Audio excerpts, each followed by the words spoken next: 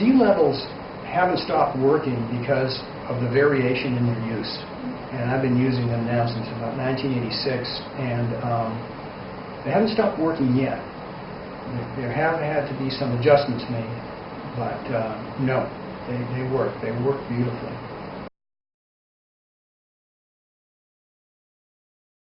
I trade very short term, at least 4 days a week. It's nights here in Bangkok. I get anywhere from, I'd say, 2 to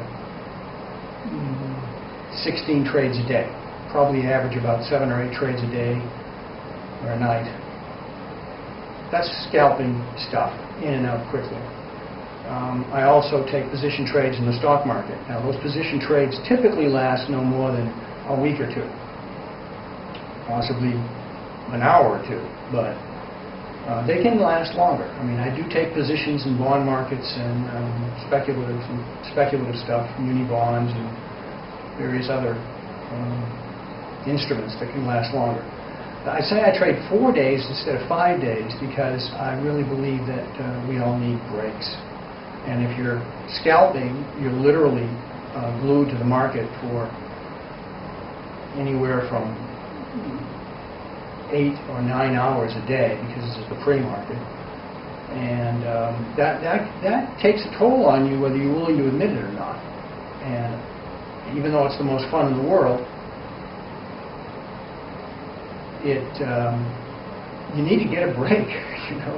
And I find I do just as well, if not better, trading 4 nights instead of trading 5.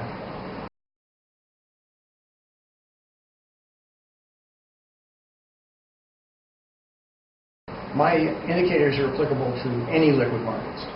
Any liquid markets. And if you're really good, you can even use them on markets that aren't very liquid.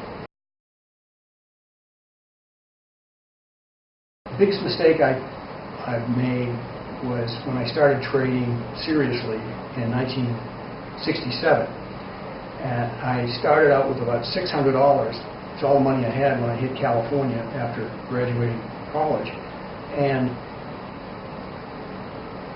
not too long after that, I was trading a $30,000 account.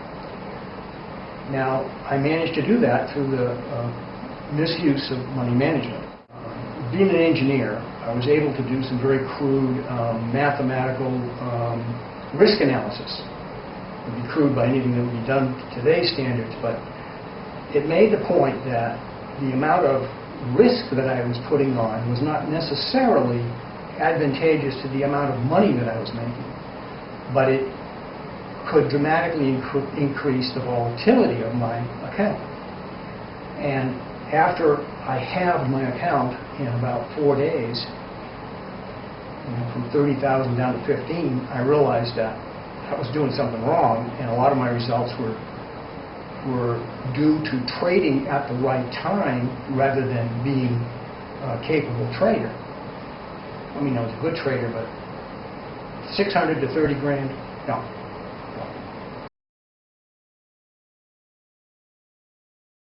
My best trades are trades that are overcoming difficult situations. In other words, I did a private seminar, an advanced private seminar here about a year ago, and on 6 or 7 trades, I had 6 winners, and I had 1 very small loser. It was in a foreign currency.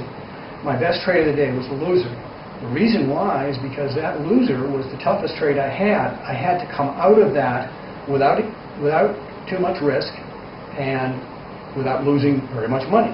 I came out of it with a 1 pip loss, and it was well executed. So your best trades are actually your losing trades that you come out of well.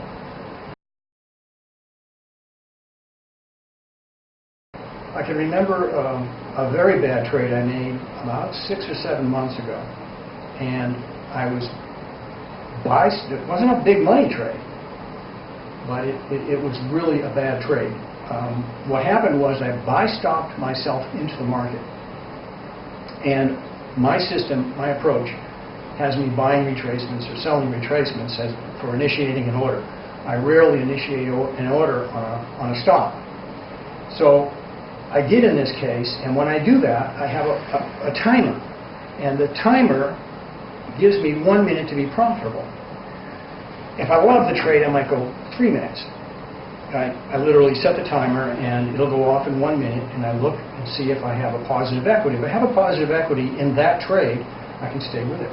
If I don't, I get out. Well, in this particular night, I went 1 minute. I loved the trade, so I said, I'll let it go 3 minutes. I went 3 minutes, and turned out that I went 7 minutes, 8 minutes, 10 minutes, and ended up taking a loss.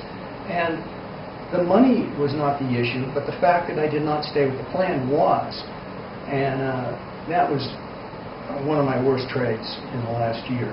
I'd say it was my worst trade because I didn't stick with the plan.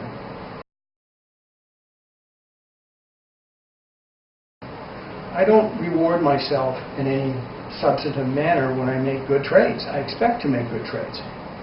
You know, that's what I expect to do. Why would I reward myself?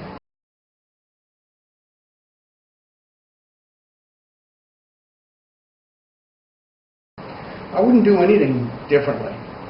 I mean, when I started, the only book on the shelf was Wells Wilder's technical analysis book, which was $60. That was back in, I don't know what year it was, but it was a long time ago. I think that was around the early 80s when I was trading, starting to trade the futures markets. And you know, I thought it would be easy because I'd done so well in the stock markets from '67 on. It wasn't easy.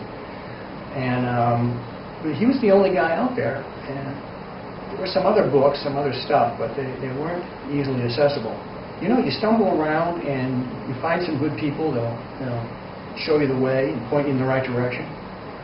And you take it from there and do a lot of research.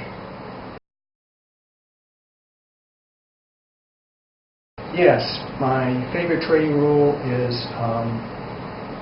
loss of opportunity is preferable to loss of capital, and I firmly believe that.